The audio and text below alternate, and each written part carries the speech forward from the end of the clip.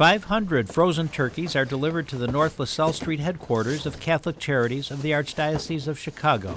The shipment is a result of a partnership between Catholic Charities, the National Basketball Players Association, and Feed the Children. This initiative brought 15,000 turkeys to needy families nationwide during the holiday season.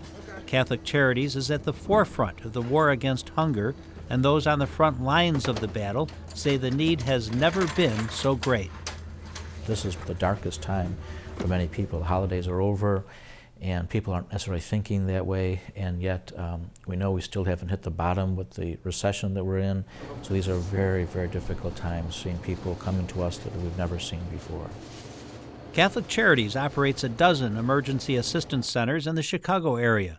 They provide help ranging from emergency shelter, clothing, financial assistance, and, of course, food pantries. We have fresh meats we usually purchase or have donated chickens, pork chops, hot dogs, Polish sausages, those kinds of things, so that we can put together a full meal for a person. We don't just pack bags and randomly throw cans in them, so that we can kind of put together that packet that a person can sustain themselves with until we can move them into another level of service. With unemployment on the rise, food lines are getting longer. Catholic Charities sponsors evening supper programs at 5 Chicagoland locations.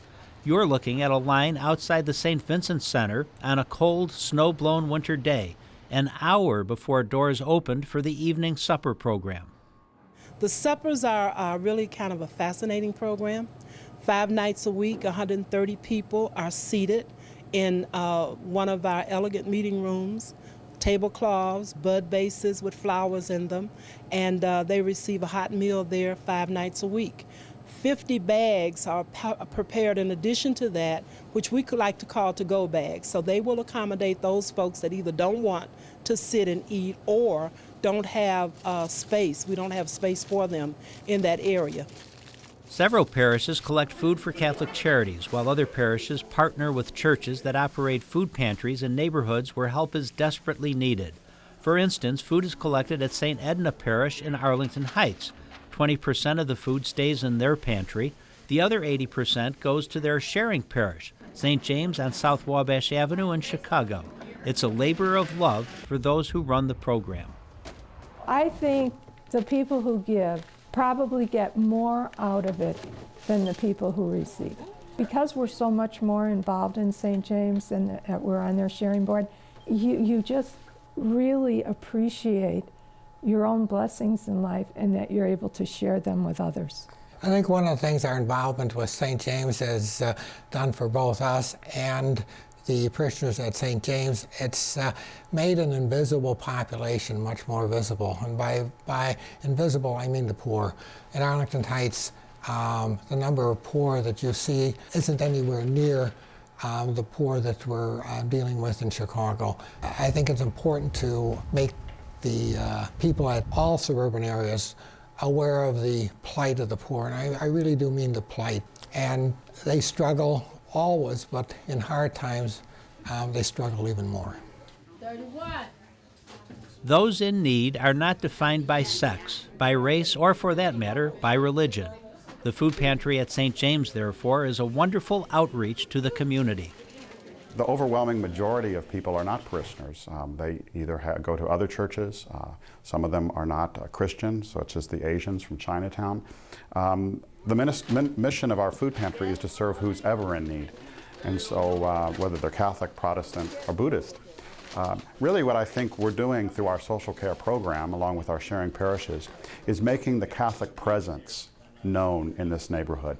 And the Catholic presence means that we serve whoever is in need, because the gospel tells us that when we serve the poor, we serve Christ himself.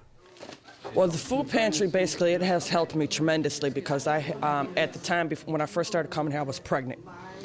And I was in the process of getting food stamps and getting medical care, and it has helped me. Since I had my child, it has helped me even more because they also give me emergency formula, they give me emergency diapers, household items, and without this food pantry, it would be hard for me to survive with my children on a monthly basis. They are so grateful that the food pantry is here. It helps them just supplement so much of their food every month.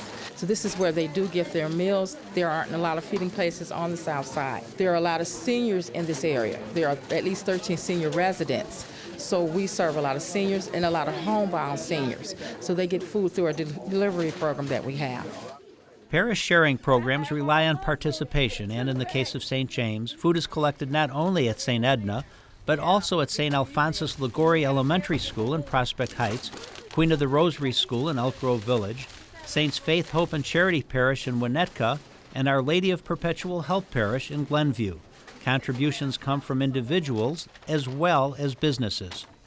We have a food pantry where we collect bread from neighboring places such as Panera, Trader Joe's, Costco, and we collect them all in one central location, as well as food that people bring to church on a weekly basis. And we distribute it to 4 of our different sharing parishes, St. James being one of them. And that's just part of our lives, is to give, and we receive so much back from the people that we give to, which is such a blessing.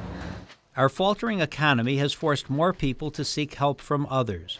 The unfortunate irony is that the recession also makes it tougher for many people to give. The biggest challenge that we are facing right now is finances.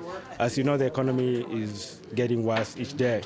And right now, I think we are running low in terms of the income that is coming in, the amount of money, the donations, and everything else.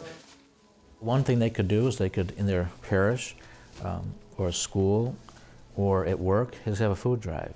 They could make a financial donation that would allow us to help a family be able to buy perishable things like milk or cheese or different kinds of things that might be more perishable, eggs and stuff for their families and stuff. So there's a lot of ways. I think first of all people should pray and think about what is it like for people who are really struggling, for a dad or for a mom or for a senior who can't really provide or take care of themselves.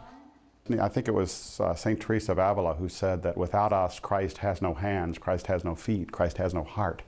And so really, in a real sense, Christ needs us to serve those who are less fortunate, because without us, how's it going to get done? I'm Jim Dish reporting for the Church, the Cardinal, and you.